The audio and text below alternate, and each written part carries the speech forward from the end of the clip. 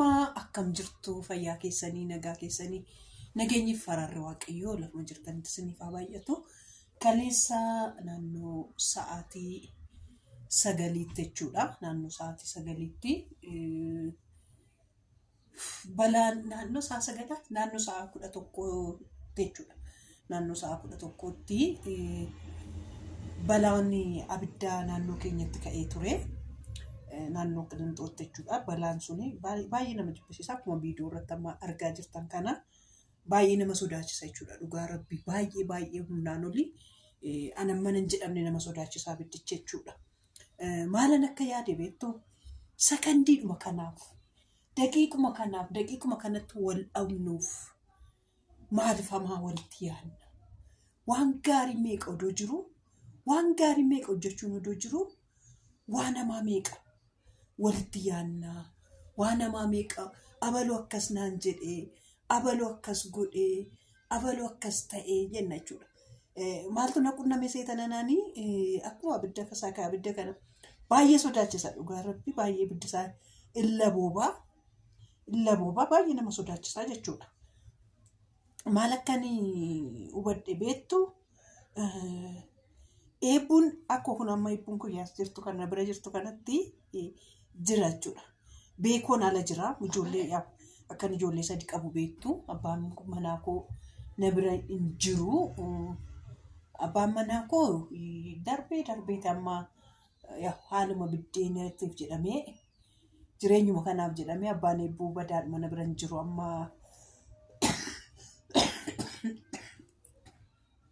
eega ji'a lamaati asii badaadhuma abbaa eebbuu yeruma dabaree tokko argitu malee badaadhumayyuu ka piraankii irratti hojjechuu hin dandeenye maaliif oduu akka durii na bira jiraate piraankiin irratti dalagaa amma piraankumallee irratti dalaguuf iyyuu kan mi'aa ta'eera jechuudha. Jireenya Itoophiyaas jireenya baay'ee mi'ooftedha jechuudha. Annaa oduma ta'een jedhee akkamittan qabee eebbuun qabadhee fiigamu mucaan koo ishiin dubaraa yaa'u ishiin amma tokko wannoo jettee amma tokko maan jettu ishiin jechuudha. Asii garuu waanan qabu wallaale waanan fuudhu wallaale qotaarii dhaamsaa jedhula qotaarii dhaamsaa uuyyamoo alaaman jaartiin fiiga jaarsin fiiga namnumti fiinne jiru jechuudha. Bakka abidditti qabate irraa gibbii keenya turre nama sodaachisa. Maal gaafan jedhu ani hunda caalayyuu dafee ani hoolladhee dubartii guddoo baay'ee dubartii guddoo fiigaa dhufte jechuudha. Fiigaa dhuftee qotaarii dhaamsaa gaafan fodda saaqeetoo ilaalu kun akkuma abidda asirratti argitan kan akkasumatti balalalalalalalalalalala foddaan saaqee gaafa nasi olii ilaalu. Dura fooqii arfaffaarraan se'e jechuudha. Fooqii lammaffaarraan tokkoffaarraan jiramtire fooqii namni hundumtuu gara mana keenyatti gaafa se'asee fiigu bakka fooqii arfaffaatii abiddi qabatee yoon baadhee alatti ba'e mormii qorqorroo mucaa kun harkatti kutuu danda'a. Yoon immoo mana keessa taa'e asii gadi elektiriikii faana mana keessattis gubachuu dandeenya. Akka carraa immoo ta'e dhugaa waaqa jiraata jechuudha.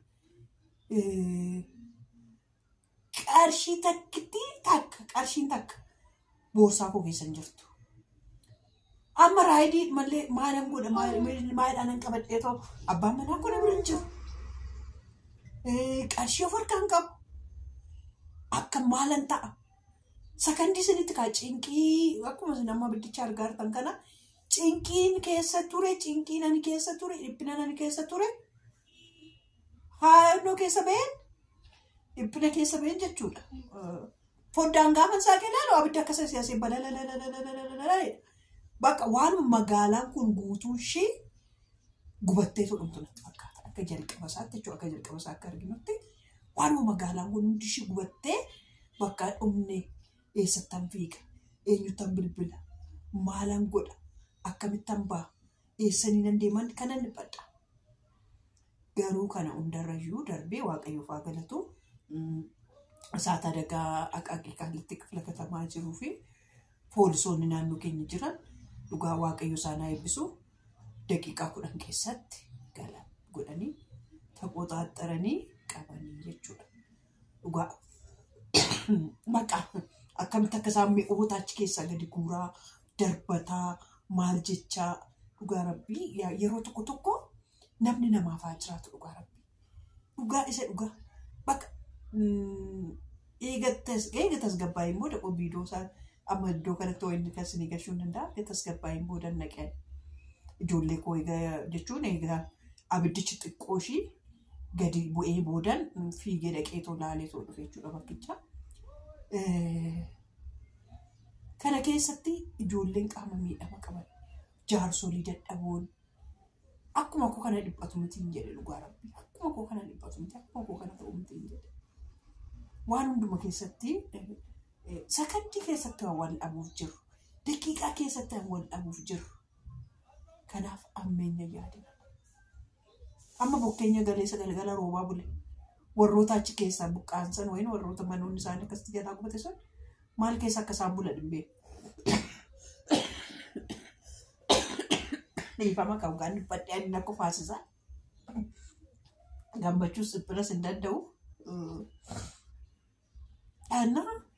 Kana hunda darbinee kana keessa baanee waan gaarii waliif fayyaa. Akkasittis dhabamuun hin jira. Haati ilmoo 4 achi keessa baattee achi keessa jirtu ugaash niqqeettee toboos akkatti ishiin garaa nama balleessitu. Akkatti ishiin garaa si nyaatu. Warra akaayii gurguratanii keessa bulan jiru. Akaayiin asfaaltii guutee ugaa laaltan. Daqiiquma kanaaf uummata naannoo sanitti walitti shaffeedha jiru. Bakka sin nama naasisa jechuudha dhugaa rabbi. Ani yeroo jalqabaatti waan akkas balaa akkasii balaa cimaa argee jechuudha. Maaliif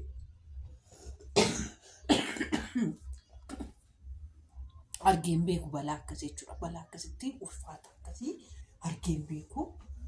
Waan tokko nan arga garuu an akka kaleessa balaa akka kaleessa argeen beeku. Waaqayyo immoo ishee oolchaadha. Inni amanamaadha. Nama sitti amanatee fi lubbuun kamillee hin miidhamne. Namni kamillee hin miidhamne.